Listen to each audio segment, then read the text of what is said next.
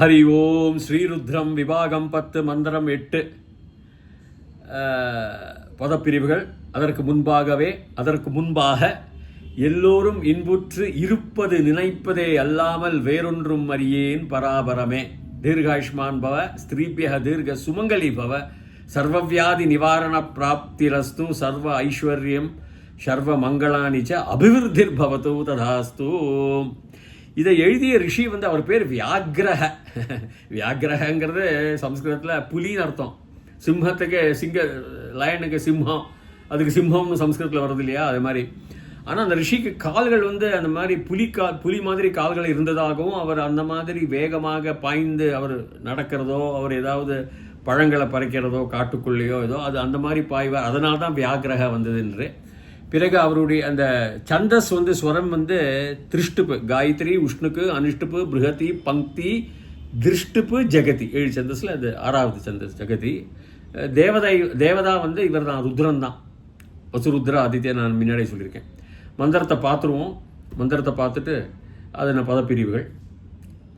அதில் அடிப்படை அர்த்தம் இருக்கு, தத்துவ அர்த்தம் இருக்கு, காஸ்மாலஜி அதாவது இயற்பியல் அர்த்தம், பௌத்த சாஸ்திர அர்த்தமும் இருக்கு. அது பார்க்கலாம் நம்ம. ஸ்துஹி ஸ்ருதம் கர்த்தசதம் யுவானம் மிருகன்ன பீமமுபஹத்ருமுக்ரம் மிருடாஜரித்ரே ருத்ரஸ்தவானோ அன்யந்தே அஸ்மன்னிவ பந்து சேனாஹ. இதான் தீர்க்க சொல்லிதா, சேனாஹ. சேனான்னு தான் புத்தகத்தில் இருக்கும். இப்போ இதோடைய அர்த்தம் என்ன? ஸ்துஹி, ஸ்து ஹி. ஸ்து தாத்து, ஸ்துதிக்கு தாத்து ஸ்து. ஸ்தவான்னு ஒன்று இருக்கு, ஸ்தூன்னு இருக்கு. எல்லாமே ஒரு இதனுடைய நிறைய இது இருக்கு. இந்த கர்த்தரி பதங்கள், அதில் பாவகர்மணம் எல்லாம் இருக்குது நிறைய. கர்த்தரி பாவ, லட்லக்காரம், லிட்லக்காரம், லூங்லக்காரம் எல்லாம் நிறைய இருக்குது. பாஸ்ட் டென்ஸ், ப்ரெசன்ட் டென்ஸ், பூதகாலம், பவிஷ்ய காலம், வர்த்தமானம் நிறைய இருக்கும் சம்ஸ்கிருதத்தில். பதங்கள், கிருதந்தங்கள்லாம் நிறைய இருக்கும். பாவார்த்தங்கள்லாம் நிறைய இருக்கும். நிச் பிரத்யேகம்லாம் நிறைய இருக்கும். அதெல்லாம் அப்புறம் பார்க்கலாம். அதனால் இதில் ஸ்து தாத்து, ஹீ நிச்சயமாக ஹீ நிறைய இருக்கும். நீங்கள் கதோபிஷத்தை பார்த்தா ஹீ அக்ஷரம், ஹீ ஓம் இத்தி அக்ஷரம் ஹீ. நான் சட்டன்லி சொல்கிறேன் அப்படின்னு அந்த பையனுக்கு, நச்சிகேதனுக்கு சொல்லி கொடுக்குறார். யார்? யமதர்மராஜா. நான் இப்போ கடோபனிஷத்தில் பிரத்யேகமாக, அப்புறம் சாண்டோகியத்துலேயும் வரும் ஹீ ஹீன்னு. சர்டன்லி ஹா போட்டு ஹீ, அவ்வளோதான். ஸ்து ஹி டெஃபினெட்லி ஸ்ருதம். இந்த ஸ்ருதம்மே கோபாயால் நிறைய பார்த்துருக்கோம். ஸ்ருதம் மீன்ஸ் நம்ம வேதம் சொல்கிறது, வேதம் கேட்கறது, அவர் சொல்லப்பட்டவர், உண்டாக்கினவர். ஸ்ருதம்மே கோபாய். ஸ்ராவயாமின்னா நான் சொல்கிறேன்னு அர்த்தம். சுனோமின்னா நான் கேட்குறேன்னு அர்த்தம். நான் உங்களை கேட்க வைக்கிறேன். ஸ்ராவயாமி, உங்களை கேட்க வைக்கிறத நான் கேட்கறது சுனோமி. அது மாதிரி ஸ்ருதம் அதெல்லாம் இந்த கிருதந்த பிரத்யத்தில் தான் துதியா விபக்தியில் வருது. இது தாத்துல, ஸ்ரூ தாத்துல ஸ்ருதம்லாம் ஷுன்வன்னுலாம் வரும். அது சத்ரு பிரத்யம், சத்ரு ஷானச்சன் இருக்கு. ஷுன்வன்னு கேட்டுட்டே இருக்கேன் அப்படின்னு. அப்போ இந்த ஸ்ருதம் வேதத்தை தான், ஸ்ருதி ஸ்மிருதிம்பா. வேதத்தை உண்டாக்கினவர் ஸ்ருதம்.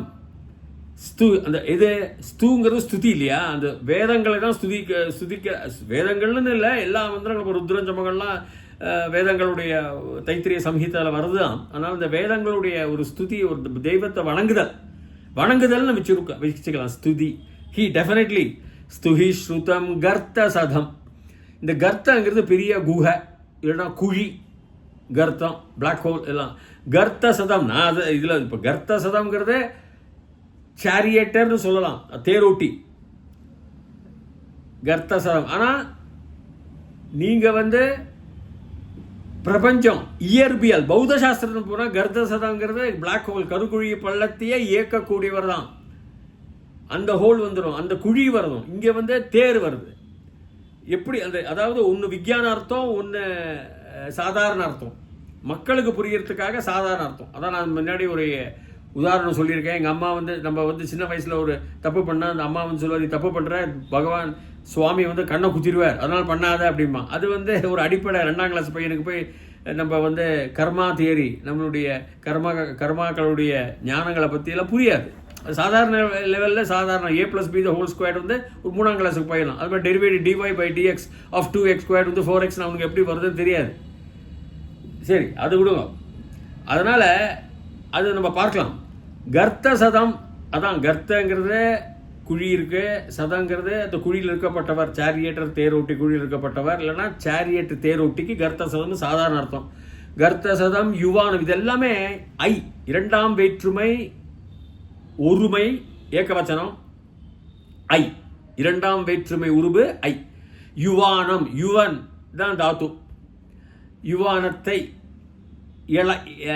இளைஞனை இளமையை, அதுதான் இளைஞனை.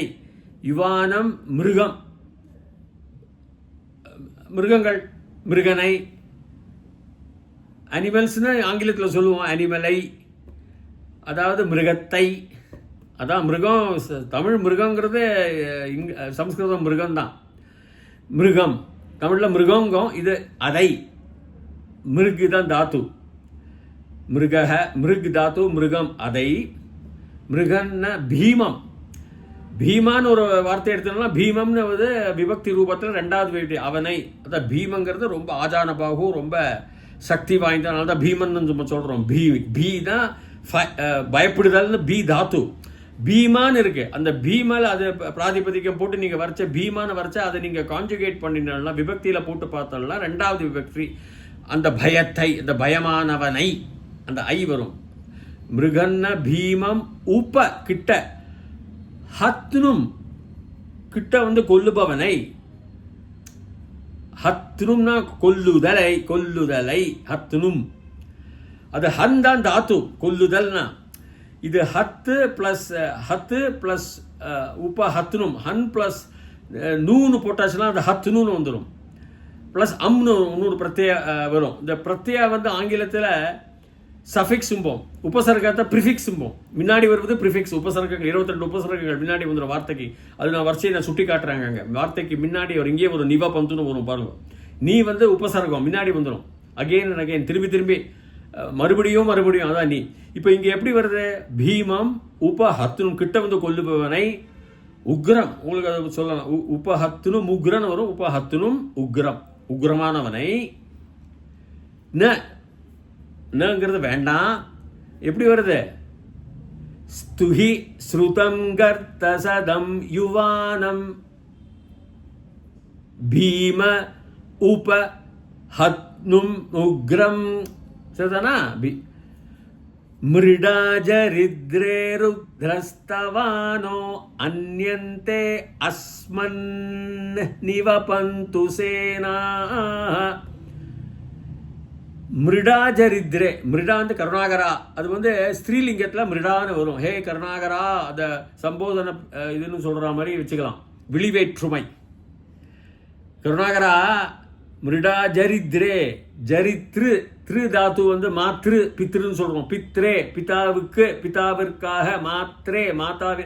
அது மாதிரி ஜரித்ரே யாருக்கு? ஜரித்ரு வந்து எவனுக்கு நாம் ஒரு ஸ்துதி, நம்ம வணங்குதல் செய்கிறோமோ, மந்திரங்கள் சொல்கின்றோமோ, ஸ்துதி பாடல்கள் பாடுகின்றோமோ அவனுக்கு ஜரித்ரேன்னு வரும். ரிகாராந்த புன்லிங்க சதுர்த்தி விபக்தி. ரிகாராந்தத்தில் சதுர்த்தி த்ரே, மாத்ரே பித்ரே. அது மாதிரி மிருடாஜரித்ரே ருத்ரஹ ஸ்தவானஹ. ஸ்தவன் இது இருக்கு. அது ஸ்துவானகன்னு வரணும் சரியா பார்த்தா. அது ஸ்தவானக ஸ்தவானான்னு இருக்கு. அது ஷானச் பிரத்யத்தில் ஸ்ரீலிங்கத்தில் வரும். பீயிங் பிரேஸ்ட், அதை பாசிவ் வாய்ஸ் ஆக்டிவ் வாய்ஸ்னு சொல்லுவாங்க ஆங்கிலத்தில். நான் செய்கின்றேன் ஆக்டிவ், என்னால் செய்யப்படுகின்றது ப்ராக்டிவ், என்னால் செய்யப்பட்டு இருக்கின்றது அப்படிங்கிறது தான் அந்த கண்டினியூவஸ் தொடர்ச்சி. அதெல்லாம் தான் ஷானச்சும் போனாங்க. சத்ரு வந்து நான் செய்து கொண்டே இருக்கின்றேன், அதுதான். இப்போ இது ஸ்தவானா அப்படி வரலாம். இதுக்கு நான் ஸ்டூடெண்ட்ஸ் இருப்பாங்க, பட் நான் ரொம்ப போகலை. பீயிங் பிரேஸ்ட், எவன் நம்மால் துதிக்கப்படுகின்றானோ, இந்த நம்மால் அப்புறம் வச்சுக்கலாம், நகன்னு வரும். எவன் துதிக்கப்படுகின்றானோ, எவன் வணங்கப்பட்டு கொண்டிருக்கின்றானோ அப்படிதான் வரும் ஸ்தவானக. நக வராது, ஸ்தவானா வரும், இல்லைன்னா ஸ்தவகன்னு வரும். பட் ஸ்துவானக வரலாம். ஸ்துவானக சரியான பதம். பட் இவ வந்து ஸ்தவ தாத்துக்கு ஸ்தவான்னு ஒன்று இருக்கு. ஸ்தவான்னா இரண்டாம் வேற்றுமை பகுவச்சனம். ராமஹ ராமோ ராமஹ ராமம் ராமோ ராமான் ராமர்களை சொல்ற மாதிரி ஸ்துதிகளை. ஆனால் அது ரொம்ப போக வேண்டாம், இது வேத சம்ஸ்கிருதத்தினால. ஸ்தவானக அந்யந்தே, அந்யம் தே, தே உன்னுடைய சேனாக, அந்யம் அந்நியத்தை வேறையை, இதில் வேறையை, அந்யந்தே அஸ்மன்னிவ, அந்யந்தே அஸ்மன்னிவ. இந்த அஸ்மன்னிவ எப்படி வரும்னா அஸ்மன்னு அஸ்மத்து பிளஸ் நீ பிளஸ் வபந்து. இந்த அஸ்மத்து இந்த தா பிகம்ஸ் நா. இப்போ ஜெகது பிளஸ் நாதக ஜெகநாதகன்னு வரும். அதுக்கு பேர் அனுநாசிகா சந்தின்னு பேர். ஒரு இது சந்தியில் வரும், வெஞ்சனத்தில் வரும் சந்தியில். அதனால் அப்படி தான் வரும். ஸோ அஸ்மத்துங்கிறது ஃப்ரம் அஸ், எங்களிடம் இருந்து பகுவச்சனம். எங்களிடம் இருந்து நான் ஸ்துதி தான் உங்களுக்கு வரும். நீ ஸ்துதிக்கப்படுகப்பட்டவன், நீ வந்து ஸ்துதியால் துதிக்கப்பட்டு கொண்டிருப்பவன்.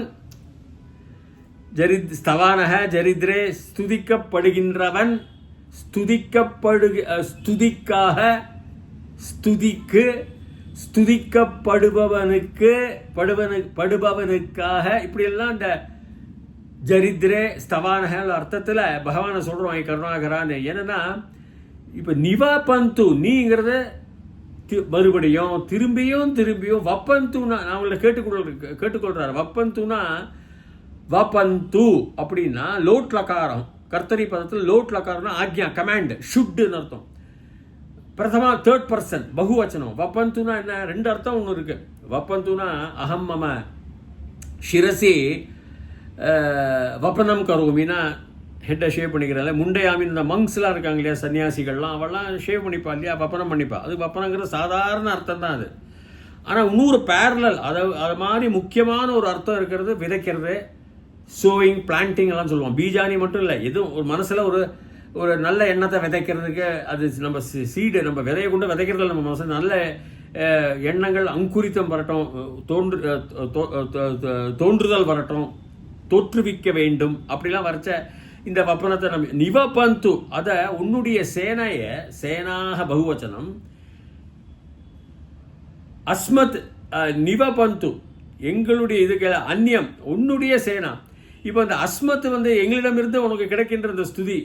அதனால இந்த பீமன்லாம், இந்த பீமமாக இருக்கப்பட்டவன், இந்த நீ வந்து எப்படி, நீ வந்து ஜம்முன்னு ரதத்தில் உட்காந்துட்டு இருக்க, எங்களை காப்பாற்றக்கூடிய லட்சணத்தில் உட்காந்துட்டு இருக்க, நீ ஒரு யங்கா இருக்க, இளைஞனாகவே இருக்க. நீ தான் வந்து இந்த இவங்கெல்லாம் இருக்காங்க, இந்த உபஹத்துனும் இருக்காங்க, இந்த மிருகம் இருக்கு, மிருகம் போல இருக்கு, இந்த உக்ரமாக இருக்கப்பட்டவங்களாம் இருக்காங்க. அப்போது ஸ்துஹி ஸ்ருதம் கர்த்தசதம் யுவானம் மிருகம் ந பீமம் உபஹத்துனும் உக்ரம். இந்த உக்ரமான இருக்கப்பட்டவர்கள், இந்த கிட்ட வந்து கொல்லப்பட்டவர்கள் எங்களெல்லாம், அதெல்லாம் தடுக்கிறதுக்கு எப்படி, உன்னுடைய சேனையே எங்களுக்கு அந்நியம் தே, உன்னுடைய அந்நியர்களால் எங்களால் அந்நியம், அந்நிய மிருகம், அந்நிய உபஹத்துனும், அந்நிய உக்ரம், அவங்களெல்லாம் எங்களால் நீ தான் காப்பாற்றணும். ஏன்னா நீ துதிக்கப்படவன், நீ தான் வேதத்தை கொடுத்துருக்க. ஸ்துஹி ஸ்ருதம் ஹி, சர்டன்லி, நீ தான் நிச்சயமாக ஹி சர்டன்லி கொடுத்துருக்க. அதனால உன்னுடைய சேனையை எங்களுக்கு காப்பாற்றுவதற்காக எங்களுடன் நீ விதைக்க வேண்டும்னு சொல்கிற மாதிரி இருக்கு இந்த இடத்துல. இந்த இடத்துல இதுதான் அந்த ஸ்துதி. சேனைங்கிறது என்னன்னா, நீ தான் ரட்சிக்க வேணும், நீ தான் உன்னால் ரட்சிக்க முடியும். ஏன்னா நீ இப்போ சில இடத்துல வந்து எல்லாமே அவனை தான், நீ தான் எங்களெல்லாம் பண்ணக்கூடாது, நீ எங்களை கொல்லக்கூடாது, நீ எங்களை அது அந்த மாதிரி அர்த்தத்தில் இது வராது. நான் எடுத்துக்கல, அது அப்படி வராது. பகவானை போய் நீ என்னை கொல்லக்கூடாதுன்னு சொல்ல மாட்டாங்க. இப்போ இது வந்து சாதாரண அடிப்படை அர்த்தம். இப்போ எங்கள் அம்மா ஒரு தாயார் தன் பிள்ளையிடம், சரி 2 வயசு பிள்ளையிடம் நீ தப்பு பண்ணால் கடவுள் வந்து ஊசியை தான் கண்ணை குத்திடுவார்னு சொல்லுவாங்க. அப்படி பண்ண மாட்டாங்க இந்த கடவுள்லாம் வந்து. ஆனால் அப்போ தான் அந்த குழந்தை, ஏன்னா அதுக்கு வயசு 2 தான், அது தப்பு பண்ணாமல் இருக்கும், அதுக்காக தான். அதே மாதிரி நான் வந்து dy/dx ஆஃப் 4x², என்னன்னு கேட்டாக்கா, ஒரு 2ஆம் வயசு குழந்தை கேட்டாக்கா தெரியாது, 4xன்னு ஆன்சர் தெரியாது. அதுக்கு நான் வந்து 1+1 2ன்னு சொல்லிக்கணும். அது மாதிரி தான் இது. அப்போ லோவர் லெவலில் கொஞ்சம் ஆதிவாசிகள் அவங்களுக்கெல்லாம் தெய்வம் அந்த மாதிரி இருக்கார். அவருடைய சேனைகள் வந்து நம்மளை காப்பாற்றும்.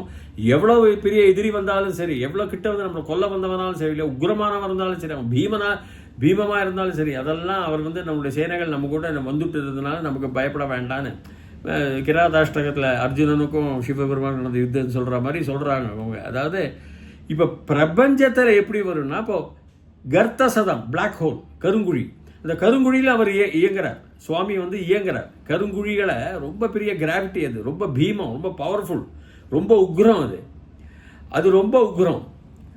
அது இப்போ கருங்குழி இப்போ தான் ஃபார்ம் ஆகும். எப்பொழுதுமே ஒரு ஸ்டாரை ஒரு நட்சத்திரத்தை அதை போஜனம், அதாவது சாப்பிட்டு உணவறிந்து, நம்மளாம் உணவு அருந்துறோம் இல்லையா, அது மாதிரி உணவு அந்த நட்சத்திரத்தை உணவாக நினைத்து கொண்டு அது அருந்திவிடும்.